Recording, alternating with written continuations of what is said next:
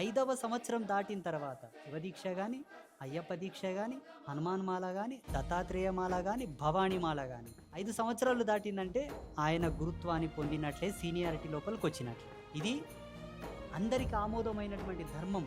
ఇందులో శాస్త్రీయము గాని, వేదాంత ధర్మము గాని అన్ని ధర్మాలున్నాయి.